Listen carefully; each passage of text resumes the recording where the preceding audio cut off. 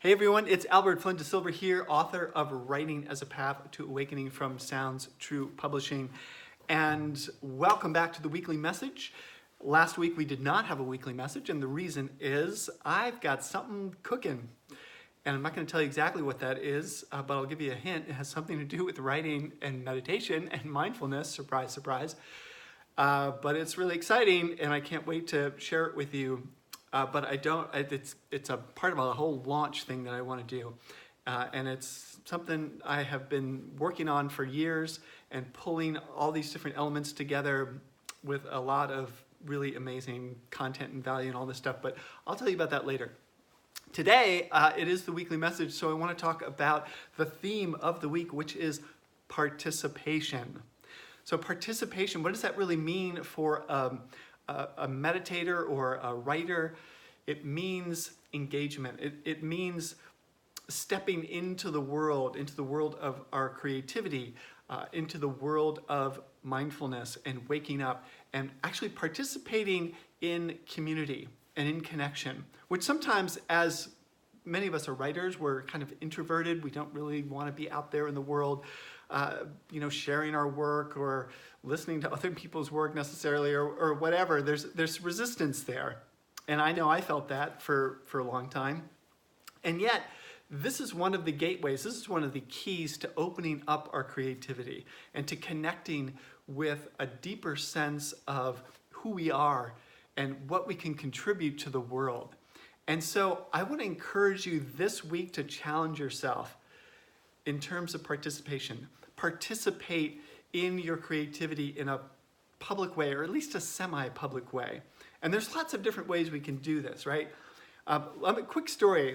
I remember when I first started writing and I moved out of San Francisco, I was in grad school, I was studying photography, I was flailing around, I had barely graduated. Some of you know this story about how I almost failed out of art school, but I'm not going to tell that story now, but it's true. Like, how do you fail out of art school? Well, there's a story there. But the story I wanted to tell you today was after graduate school, I moved out to Westmoreland County here just to kind of get away from the city and reconnect with my creativity through nature and through just being in space and healing. I needed to do a lot of healing out here in the woods, basically in nature, and being close to the beach, etc., etc. And it was a little isolating because I was used to being in the city and being around a lot of people, and there's always so much going on in the city. So what I did was I basically just invented a writing collective that didn't exist. I called it the San Geronimo Valley Creative Writers Collective, I think was the name. And I just put up some posters around the post office. And lo and behold, within a few weeks, I had about 3 or 4 people. And we would meet every couple of weeks, and we would free write, and we would explore our creativity, we would share readings, we would share events. And it was just an awesome way for me to get going with this whole writing thing, to connect with other writers. And this group ended up going into the city and doing a bunch of open mics. We would go to readings together. So this is participation. So if you're just getting started on the writing journey, these are some ways that we can participate. If you're just getting started on the meditation journey, the best thing to do is to go to a meditation class, to take a class, come to a workshop. I do a number of them throughout the year. And most of my workshops tend to be more introductory, especially the weekend ones. The longer retreats they're welcome. Anybody is welcome. But the cool thing about mindfulness and meditation, there's this long tradition of beginner's mind, which I think was something that Suzuki Roshi talked about. Beginner's mind. Never, letting go of all the knowledge. We think we know something. We tend to think, especially once we've lived for a long time, and we have a preconception of like, oh yeah, I know what that meditation thing is. I know what that writing thing is all about. I know what that XYZ person is all about, even though we haven't really spent any time with them. We might not even have read their book or heard any of their talks. But that's just the way the mind kind of works, the conditioned mind. It prejudges, and it assumes it knows things that it probably doesn't know them in a complete way. So the whole idea of beginner's mind is to, no matter how experienced you are, to come to a new experience with an open heart and with an open mind, and participate, engage. So go to that reading if it scares you or if it's uncomfortable or you're not sure if you're going to like it. Sign up on the open mic. What's something that you can do this week that will scare you a little bit? You don't need to terrify yourself, but what would scare you a little bit in terms of participation, in terms of just showing up with your creativity? Could be an open mic. It could be sharing with your community group.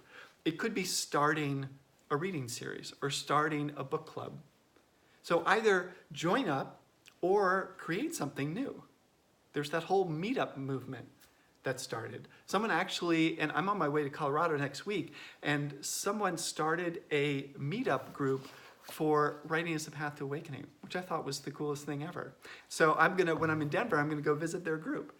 So these are the kinds of things that we can create that keep us engaged, that are an act of participation.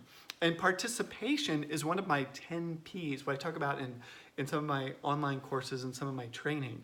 It's and I use this 10P format because it's a framework that's easy to remember and it's effective in that way. So participation, this is your homework for the week, your goal for the week, your intention. My wish for you is to challenge yourself a little bit and participate on some level, whatever that could mean to you, even in a little way, and see what happens. See what happens for your writing, for your creativity, for your sense of presence and aliveness in the world.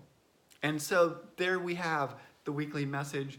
Enjoy. I hope that's helpful. Till next time, live well, love well, and write well. Oh, and before I sign off, reminder that there are still, if you are a last-minute person and you want to join us in northern Colorado, there are still, I think, a couple of spaces left in the signature retreat of the summer at Shambhala Mountain. This is August 14th to the 18th. This is my signature retreat. It's a 4-night, 5-day retreat. If you want to join us, I think there are a couple spots left. You can go to shambhalamountain.org, I believe is the website, or you can find it below this video.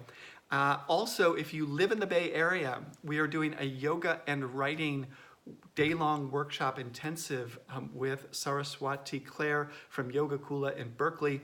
That's another thing I'd love to see you at. And that's going to be a very powerful day-long of movement, awareness, mindfulness, and writing. So you can find out all about that stuff on the website. Till next time, live well, love well, write well, go out and participate in whatever way feels good to you this week. And I'll see you next week. Be well.